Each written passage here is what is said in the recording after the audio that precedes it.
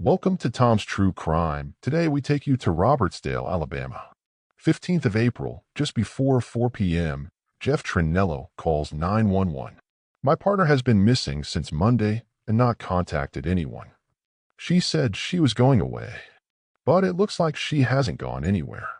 She said she was going, so we've just decided we should report it. She left a note. She said in the note, "I need space and time alone. I'm going to Gulf Shores. Please don't contact me in any way. We got a beach house in Gulf Shores, but people have been down there with neighbors. And she hasn't. She's not there." Dispatcher asked, "And what's your partner's name?" "Sharon Larstock." "And what's her date of birth?" "Oh, God. She's phoned me there." "Right.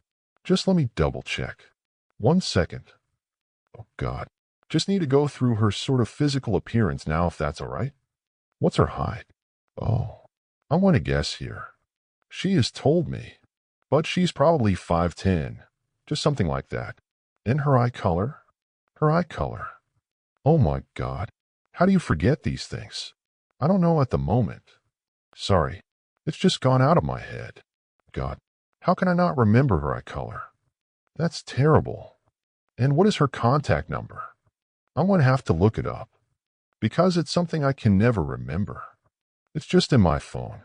"What is the full address of the beach house?" "The address of the beach house? Well, yeah. Oh my God. I'm not sure if I can give you that. I just go there. I'm going to have to look that up. I really don't know. I just go there. No, I don't know. I don't know." Sharon Larstock was born on August 22, 1964. She was an artist. She had originally intended to become a forensic scientist, but quickly fell in love with multimedia art, combining and creating unusual pieces of art. When Sharon was 23, she met the man who would later become her husband. In 1996, she married Robert Smith, a lawyer, and she soon started working more, throwing herself into her artwork. This creative outlet quickly turned into a flourishing career, and her work was incredibly popular and well-loved. But in February 2011, tragedy struck. She and her husband Robert were holidaying in Hawaii when he went for a morning swim in the sea. But before long, Sharon heard Robert cry out from the water. He had become caught in a riptide, and tragically, he drowned. They had been together for 22 years. By way of helping the grieving process, Sharon threw herself into her work. She shared her grieving process on social media. It was a way of processing her own emotions, and it allowed for others affected by grief and loss to reach out and share their stories too. Very much community-based, and Sharon would post suggested readings and websites that might help other people through the various stages of grief. Her openness and honesty made her easy to connect with, and through her social media, she helped many other people going through the same things. That's how Sharon met Jeff Trannello in October 2011. Jeff's wife Alyssa had died very suddenly in 2010. Their relationship began just as supportive friends, but they soon became a lot closer, and Sharon would describe their union as two grieving families coming together. The pair began dating and eventually became engaged. They moved into a beautiful home together in the picturesque town of Robertsdale in Alabama. They lived with Jeff's 2 sons and Sharon's beloved dog Maxwell, who had come from Sharon's marriage to Robert. It seemed that after so much tragedy in both of their lives, they'd eventually found happiness again. And now she is missing. Dispatcher on the phone continued to take down relevant details. Her birthday. Right. 22nd. Just let me double check. 1 second. Oh, God. 22nd of August 1954. She's gone away. Was that for work business? No, she's self-employed, so she works from home. And her phone is just dead. It's not when I say dead. It just doesn't ring. It just goes straight to the answering machine. Did Sharon go in the vehicle? No, she didn't. She left her car here. She did. Take her dog with her. When was the last time you saw her? Monday afternoon before. About 3 p.m. What time did you realize the note had been left? Oh, I don't know, about 5:30, something like that. And was that note a bit of a shock? Were you expecting it at all? No, well, it was a shock. She has talked about it, but it was still a shock. She has talked about wanting space because things just haven't been going well for her recently, or for us. So she mentioned wanting space, but she's never actually acted on it. She's not left before. And is she ever likely to be a victim of any sort of abuse that you know of? No. It's just a question of waiting. There's nothing else you can do at this stage. We'll just do our initial inquiries. And yes, it's just a case of waiting, unfortunately. Okay. As well as her home in Robertsdale, Sharon had another property in Gulf Shores, somewhere she would often go to work and take some time for herself. But it was clear that neither she nor anyone else had been there in quite some time. By all accounts, it appeared that Sharon had left a few days prior with her dog Maxwell to get some space and clear her head. But nobody had heard from her since, and this was extremely out of character for Sharon. Her neighbors and close friends wondered if her stressful work schedule had caused her to drop off the grid for a while. Days turned into weeks, and with no trace of Sharon turning up anywhere, 6 weeks after Sharon disappeared, the police started to expand their search. Police questioned Jeff Trannello. Police said, from what I understand, from what we've discussed and what I've been told by the investigation, is that Sharon was last seen on Monday the 11th of April. Is that correct? Jeff said, yeah. Okay, I would like you to take me through what happened that day. This is where I can't remember very well. I'll tell you what I can remember, but some of what I can remember is maybe what I've said since and what I've looked at in my diary, things like that. Okay? When I got to the lawyers, he went through the paperwork I had taken, and I realized I had only taken very old paperwork. I had left half of it at home, so I drove back home to get the paperwork. Wasn't sure what happened. I called out for Sharon. Sharon wasn't there, so I thought at that stage she was just walking the dog along with her neighbors. I went back to the lawyers. Just dropped the paper. Didn't stay. Dropped the paper off and came home. Sharon still wasn't here. And then I started to think, well, she has gone. She has gone to Gulf Shores. Police also took another look at her seaside beach house in Gulf Shores and examined her Wi-Fi router. Her phone had been going to voicemail since she had last been seen on Monday, April 11th. But it seemed that on April 16th, there was a glimmer of hope that she had in fact been there. Sharon Larstock's cell phone had briefly connected to the Wi-Fi in her beach house. Police wondered if Sharon had in fact been in Gulf Shores the whole time. Following this, a closer look at her bank transactions gave them more hope that Sharon was still out there, because there had been activity on her account. A new appeal was made, and police now wondered if Sharon was using another name to avoid being detected. Further analysis of the accounts showed that a standing order from Sharon's personal account to her joint account had been increased. It had gone from $1,000 a month to $6,000 a month. Her bank card had also been used to renew NFL season tickets costing $5,000. It soon became clear that it wasn't Sharon moving this money around at all. It was her partner, Jeff Trannello. Police went back to the house that Jeff shared with Sharon. They knew they urgently needed to speak to him.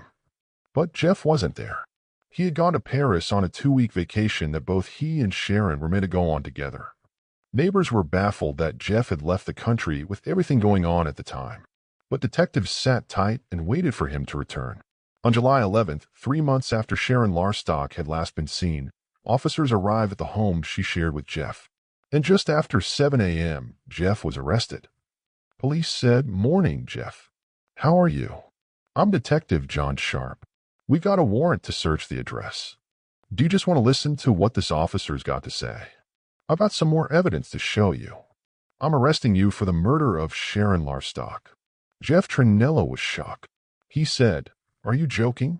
Police continued, "And of disposing of her body. And the theft of money of Sharon Larstock. Do you understand that?" "I guess so. I can't hear a word." "Okay, we're going to speak to you at the police station. So what needs to happen, you need to get some clothes on. And then you need to go to the police station. And these officers will transport you to the police station. And then you'll have a chance of being interviewed at the police station." Police carried out a more extensive search of the couple's property. And on July 15th, they finally found Sharon Larstock. Her body was discovered in the house's cesspit beneath the garage. Alongside her body was her beloved dog, Maxwell. It was determined that she had been suffocated, but it was inconclusive as to whether or not she was suffocated and definitely dead before she was put in there, or whether she suffocated to death while inside the cesspit. It is an absolutely terrifying question. Jeff knows every time he uses the facilities in the house, that's where it's going. That's an incredibly cruel and sadistic way to dispose of someone you claim to love and were set to marry. Jeff had purposely parked the Jeep over the top of the cesspit during the police's initial searches to prevent it from being detected. Jeff Trannello was subsequently charged with the murder of Sharon Larstock. Police said to Jeff, "You're the last person to see her alive. You wait 4 days to report her missing. You're vague about your movements on the 11th. At best vague. You threw a blanket in a dumpster on the 11th. You don't report her missing for 4 days. The following day, you go to Gulf Shores. I don't know why. Why did you go there? Did you see Sharon on the 16th? Because according to the technical information we've got, her phone is in Gulf Shores. And you're in Gulf Shores. Was Sharon there? She wasn't, was she? Or was she? You tell me. Did you kill Sharon Larstock? Did you intend to kill her? Or was this an accident? What happened? Did you just lose control? Just lose it? Some big argument, and you killed her? And you've been covering up ever since? Because if that's what's happened, you need to tell us now. Because this could be your last opportunity to speak to the police about this. You need to tell us what happened. There are transactions where it clearly shows that you have taken money, or someone has taken money, which I believe to be you, from her account into your joint account. You will benefit from her death financially. That gives you the motive. It seemed that Jeff had been plotting for quite some time. Sharon Larstock had written up her will in 2012, in which she had left her fortune to her brother Nathan, stepson George, and friend Elizabeth. But in 2014, she changed it so that Jeff would inherit the majority of her assets. Sharon also took out a life insurance policy of $2.5 million in case she died before they got married. Several months before Sharon was killed, in February of 2016, Jeff began giving her sleeping medication which had been prescribed to him. He often crushed it up and put it in her breakfast in the morning. Over the next few months, Sharon became concerned about her energy levels and sleeping. She made several internet searches that included, "Why do I keep falling asleep?" and "falling asleep in the afternoon." On Monday, April 11, 2016, Sharon spent the morning looking at wedding venues and sending emails. Sometime between 10:51 a.m. and 2:30 p.m., Jeff drugged Sharon into a stupefied state, but the timing of her death is still inconclusive. He disposed of her body in the cesspit beneath the garage of the house, and shortly after, he threw in her dog Maxwell as well. After this, Jeff increased the automatic monthly transfer money from Sharon's bank account to their joint bank account. Jeff was supposed to visit the doctor's surgery just before 3 p.m., but he phoned the doctor's office and said he was having car trouble and asked to rearrange his appointment for later on. After he visited the doctor's, he was caught on camera throwing away a blanket in the dumpster. Following this, he met with Sharon's lawyer and tried to hastily push through the sale of one of Sharon's houses. Sharon's lawyer described him as quite aggressive. The lawyer refused to discuss the matter any further on the basis that Sharon wasn't present. That evening, Jeff went out to dinner with his son. He sent a text message to Sharon's phone to make it look like she was still alive. A few days passed and Sharon's family and friends were becoming concerned that they hadn't heard from her. They contacted Jeff, which prompted him to phone the police and report her as missing. No one saw the note that Sharon allegedly left on the kitchen table, and police believe it was all part of a web of lies that Jeff was spinning. On April 16, 2016, Jeff drove to Sharon's beach house with her cell phone. When he got there, Sharon's phone briefly connected to the Wi-Fi. He then continued to live his life as if nothing had happened. Detective Sharp described Jeff Trannello as the most manipulative, greedy, and self-centered man he had ever met. The murder appeared to be based on nothing more than pure greed. In January of 2017, the trial of Jeff Trannello began. In his own defense, Jeff Trannello claimed that Sharon and her dog Maxwell had been kidnapped on April 11, 2016 by two men. He said he hadn't told the police about this to keep Sharon safe. Jeff claims the kidnappers demanded $1 million in ransom. Jeff said he spoke to Sharon for the last time on a phone belonging to one of the men on April 15th. Several of Sharon's neighbors gave evidence that they had seen Sharon walking Maxwell on the day she disappeared. Another witness claimed that he saw Sharon in Gulf Shores near her beach house. This was after April 11th, but under cross-examination, this witness admitted that the sighting could have been back in March before she was considered missing, and that he hadn't thought about this sighting until a journalist had interviewed him. After a 4-week trial and just 5 hours of deliberation, on February 22, 2017, the jury found Jeff Trannello guilty of the murder of Sharon Larstock. At sentencing, the judge said it was difficult to imagine a more heinous crime. Jeff Trannello was sentenced to life in prison without the possibility of parole. As a result of this case, detectives began re-examining the death of Jeff Trannello's first wife, Alyssa, who had died after an epileptic seizure at the couple's home in 2010. Her body was exhumed and toxicology revealed sedatives in her system. Jeff was subsequently charged and found guilty of her murder. Sharon Larstock helped and inspired so many people with her compassion, openness, and honesty. She met a tragic end at the hands of someone she believed had brought her the happiness she had been missing. Thank you for being with us. If you'd like to support our channel and help us to continue to make content, please don't forget to like, comment, share, and subscribe. It helps us so much and we really appreciate it. Welcome to Tom's True Crime. Today we take you to Fayette, Alabama. When there's no love, trust, or basic respect in a marriage, some people stay in it for the sake of the children. Others fear public judgment and care about others' opinions, while some are stopped by religious beliefs or a mix of these factors. But sometimes, the desire to save a marriage at any cost can turn into a horrible tragedy. The story of Haley and George Martuzzi isn't unique, but drew widespread attention due to its cruelty and greed. The criminal was dubbed the Black Widow and put behind bars, but her daughter confessed in a candid interview that her mother continued to ruin lives even while in prison. Haley Jones was born on December 18, 1980, in Fayette, Alabama, as the youngest of 2 children in an ordinary middle-class family. From childhood, she was erratic, spoiled, defiant, and sometimes even aggressive. In her teenage years, Haley's behavior got worse, becoming completely unmanageable, but her family blamed it on adolescence, hoping she'd grow out of it. In high school, she met George Martuzzi, who was 3 years older and her complete opposite in every way. But as they say, opposites attract, and this principle seemed to work perfectly here. George was a modest and shy young man from a religious family, a good student, considered very talented and promising. Haley's boldness, energy, and confidence attracted him. She was likely the only girl he had serious feelings for. Haley's parents approved of her choice and welcomed George, believing he would make their daughter more calm, sensible, and reasonable. Sometimes it seemed like her family treated George better than Haley herself, accepting him as a family member from the day they met. However, George's parents were cautious about his choice but didn't stop the young couple's relationship. School friends also noted that the couple seemed incompatible.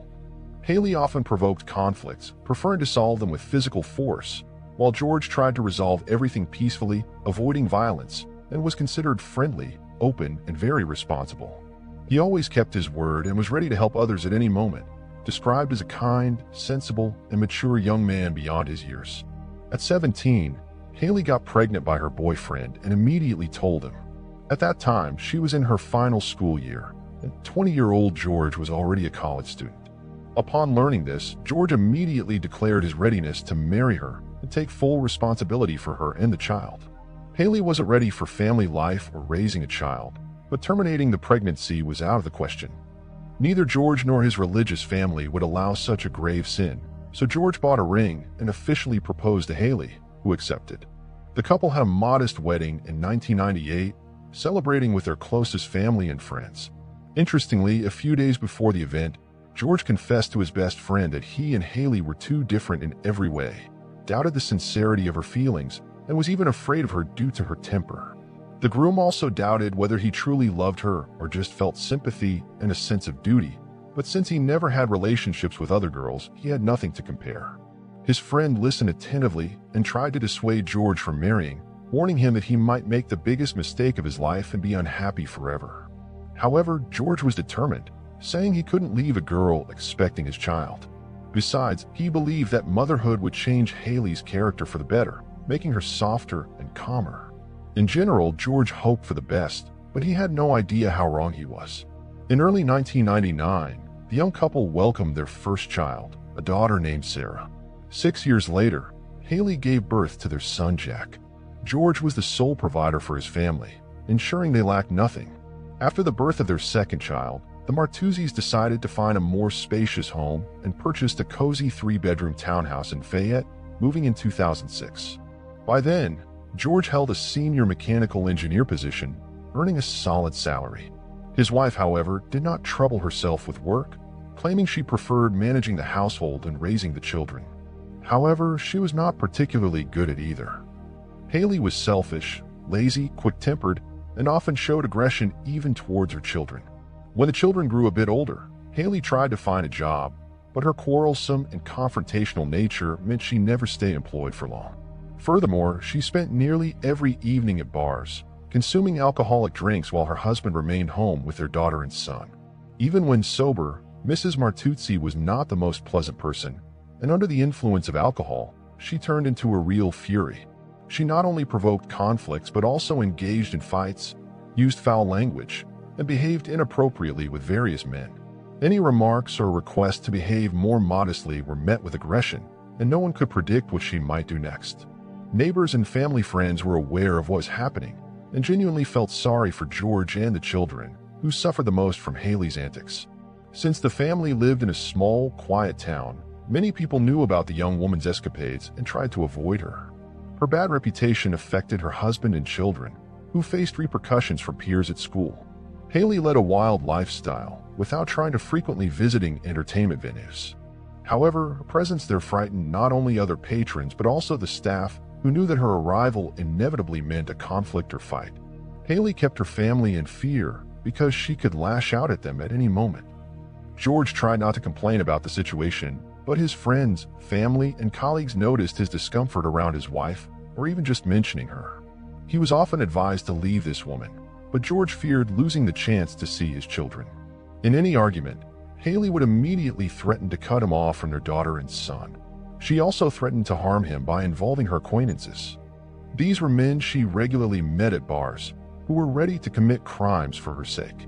George usually yielded to his wife in such situations and kept silent. On Sunday morning, June 20th, 2010, a frightened woman called the emergency services, pleading for help. She claimed that 3 strangers attacked her and her husband in their home, beating them, tying them up, attempting to rob them, and then driving away with their car, taking her husband with them. The caller was Haley Martuzzi, and police officers immediately rushed to the address she provided. At the house, they found a woman with her hands tied behind her back with a plastic cable tie. However, her legs were not bound, leading the authorities to believe she had managed to partially free herself. Notably, the victim had no injuries or bruises on her body, even though she initially claimed that the attackers had beaten and tied them up. Fortunately, the couple's children were not at home, as they had been sent to spend the weekend with their paternal grandparents. According to Haley, the previous evening on Saturday, she and her husband had gone to a bar to relax. They drank and returned home after midnight. However, as George was opening the front door, 3 figures suddenly jumped out of the darkness and pushed them inside the house. The intruders, brandishing a gun, tied up the couple, beat them, and demanded money and prohibited substances. Allegedly, George tried to reason with the criminals, begging them to release him and his wife and promising not to call the police, but this only angered them. They hit him several times and then began to strangle him with a plastic bag in front of the terrified Haley. When it became clear that there was no cash or prohibited substances in the house, the intruders decided to at least steal the car, but for some reason took the owner with them, leaving the bound woman behind. After the criminals drove away with George, Haley managed to reach the phone and call the police using her nose.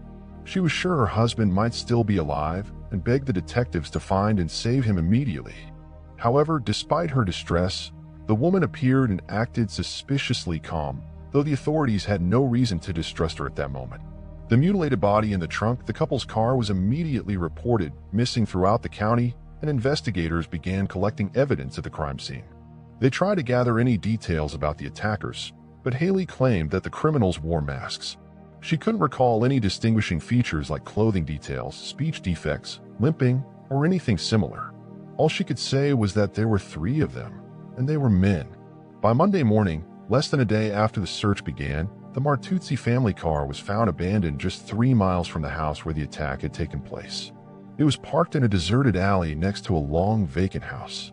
Inside the trunk was the mutilated body of its owner, bearing clear signs of beating and torture. The 34-year-old man's hands were tied behind his back, his legs bound with a cable tie, his face and body covered with numerous bruises. When Haley was informed of the gruesome discovery, she reacted surprisingly calmly. It seemed the brutal deprivation of her husband, the father of her children, didn't bother her much. She tried to feign surprise and pain but couldn't muster a single tear and literally asked when she would get her car back within a minute. This all appeared very suspicious, prompting law enforcement to take a closer look at the widow. Initially, Haley's version was not questioned and was considered the only credible account. However, the strange behavior of the widowed mother of two led law enforcement to suspect she might be lying. Soon it was revealed that her marriage to George had been falling apart for a long time, and she was never a model wife and mother. Not only neighbors and acquaintances spoke poorly of her, but even her children and parents. It also came to light that Haley had been seeing a man named John Lou Stein for several months. He owned a farm in Fayette, where he lived with his mother. She and Lou Stein were often seen together in various entertainment venues in town, drinking alcohol. Moreover, John visited the married woman at her home when her husband was at work and the children were at school and daycare. Just the day after the car with a disfigured body was found, Haley went from victim to the main suspect, and John was considered a possible accomplice. The woman did not appear to be a grieving widow and was much more concerned about getting her car back. Furthermore, her account of an attack by a gang of armed addicts sounded implausible. Nothing like this had ever happened in the quiet town before, and where had they gone after abandoning the vehicle with a body in the trunk? Additionally, the mysterious criminals managed to leave no traces, which was also strange. There were no other witnesses who saw suspicious strangers in town. However, almost everyone who ever interacted with Haley spoke negatively about her. Moreover, it soon emerged that the deceased man had an insurance policy, and his wife could expect a large payout of $600,000 in the event of his passing. Now, a real motive had appeared in this case, which could explain the crime. Haley claimed she managed to call for help by dialing on a button phone with her nose. However, at the initial crime scene inspection, investigators noted the phone was on the coffee table, face down. With her hands tied behind her back, there was no way she could have turned it over after the call or dialed for help if it was in that position from the start. The couple's home computer search history revealed strange queries. Someone had been looking for information on life insurance, payout amounts, and procedures in the event of the policyholder's passing for months. When Haley was directly asked about this, she said she knew nothing and suggested that perhaps George was interested in it. John Lou Stein, who was considered a potential accomplice in the crime, had a rock-solid alibi. His mother claimed he spent the night at home because he wasn't feeling well, and around 1:30 in the morning, she was searching the home medicine cabinet for something to treat his stomach issues. Despite the elderly woman's convincing testimony, they didn't remove her son from the suspect list just yet. Police decided to track the suspect's locations on the night of the crime through their cell phone signals, discovering that John had not been home, as his mother claimed. Instead, he was at the Martuzzi's house, where he stayed for several hours. Additionally, he continued his relationship with the widowed woman, and they were seen together at a bar the day after George's funeral. Another curious detail was that Haley and John visited a car dealership together, where they were looking at SUVs and inquiring about installment plans for such an expensive purchase. John's mother was even with them, which seemed even more suspicious. The police suspected that the lovers had already planned how they would spend the insurance payout after George's passing, and John's mother was likely aware. However, during interrogations, Haley insisted she never cheated on her husband and certainly didn't wish him harm, but no one believed her anymore. Shortly before the tragedy, Haley had started working as a caregiver in a nursing home, but lasted only a few weeks before being fired due to constant conflicts and lies. Nevertheless, she didn't tell her husband, continuing to pretend she was going to work or had night shifts while staying at Stein's house. The deception was accidentally revealed when George met one of his wife's former colleagues, who told him everything. He tried to talk to his wife, but this only sparked another argument. She threatened to leave him for her lover, take the children, and forbid their biological father from approaching them. This was George's biggest fear, so he agreed to compromise and turned a blind eye to her infidelity. He could only confide in his closest friend, who later testified in court as a witness, recounting George's words. John Lou Stein wasn't particularly smart. He was strong, but somewhat simple-minded and easily led. Haley quickly managed to completely dominate him, manipulating her lover to do her bidding. He would readily get into a fight for her, which flattered her immensely. He was likely genuinely in love with her and believed everything she said. The woman complained to Lou Stein about her husband, accusing him of being rude, cruel, and even physically abusive. Naturally, this was all lies, but with each complaint, the lover grew to despise George more, believing he was harming and oppressing Haley and was the main obstacle to their happiness together.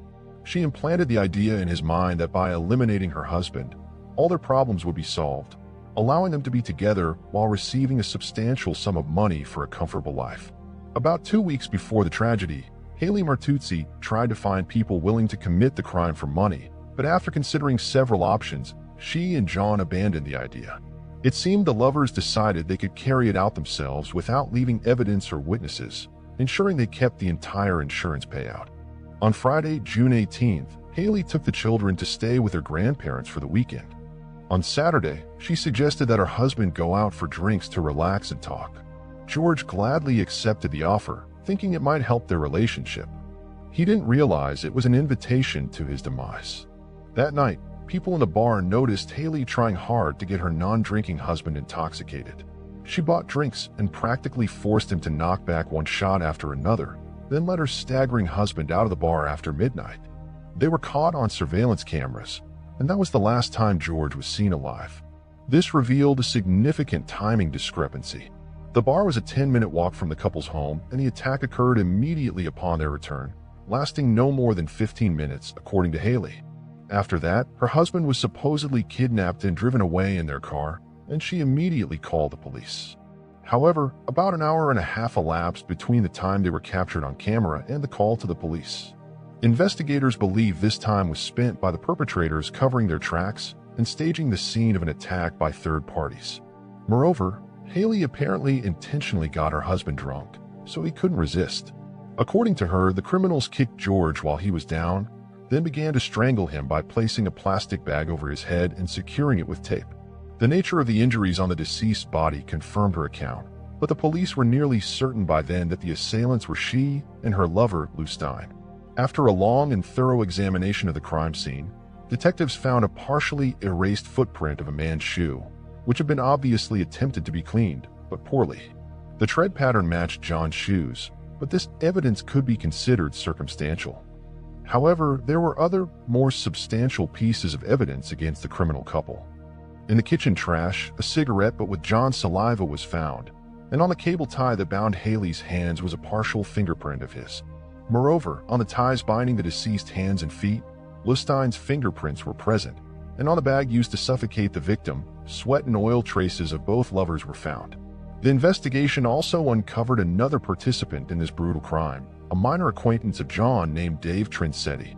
John called him on the night of the attack, asking for a favor to help with something unspecified. The teenager drove his car, left it at the end of the street at John's request, and walked to the house to avoid attracting attention. When Dave realized what was happening, he wanted to run, but John intimidated him, and by threatening with a knife, forced him to help move the body to the car and load it into the trunk. Afterward, they drove the car to a deserted place and abandoned it. Initially, the frightened young man denied his involvement in the crime, but he broke down during the second interrogation and began to confess. The investigation lasted several months. During this time, they gathered undeniable evidence, interviewed all witnesses, and obtained a confession from the third participant in the crime. However, the trial of the criminals only began in the spring of 2013, almost 3 years after George Martuzzi's deprivation of life. On May 7, 2013, Haley and John were found guilty of a premeditated crime with the intent to obtain insurance money. The widow was sentenced to 20 years in prison, while her lover and accomplice received 18 years. The young accomplice, Dave Trinsetti, was sentenced to 3 years for assisting the criminals and attempting to cover up the truth. John's elderly mother also couldn't escape responsibility for perjury and providing a false alibi for her son. However, considering the woman's advanced age and her serious health problems, she was given only a year of probation. Even in prison, Haley continued to ruin her family's lives. She was angry that no one supported her in court and that everyone who knew her personally was relieved when she went behind bars. Even her own mother said that people like Haley should be isolated from society forever so that they can't harm anyone. Interestingly, a few days after the funeral, Haley burned all of her late husband's belongings and photos, so nothing in the house reminded her of him. Sarah somehow managed to save a couple of photos with her father. She kept them in her bedside table, and her mother simply didn't know about them. The insurance payout of $600,000, for which George was assassinated, went to his children. Sarah and Jack lost both parents overnight, but their troubles didn't end there. Their mother was adamantly against either her parents or the murdered husband's parents raising the children. She did everything to deprive them of guardianship rights, so the children ended up in foster care despite having living grandparents. At the time of the tragedy, Sarah was only 11, and her brother Jack was barely 5. Haley managed to retain her parental rights and attempted to manipulate her children from prison. Specifically, she wanted them to publicly declare her innocence using various pressure tactics. For example, she promised to sign permission for their school trips if they visited her in prison, but she deceived them. During the visit, she demanded they testify in her favor and refused to sign the document. As a result, the brother and sister were the only ones who couldn't go on weekend excursions with their class. Sarah is now living in Atlanta, working in daycare, and dating a man named Mike Smith, who is an engineer. Her brother has a good education and moved to Atlanta. Thank you for being with us on this episode of Tom's True Crime. If you are interested in more in-depth investigations into the most perplexing crimes, be sure to like and subscribe to our channel. What are your thoughts about this case? Please share them with us in the comments below. Until next time, stay safe.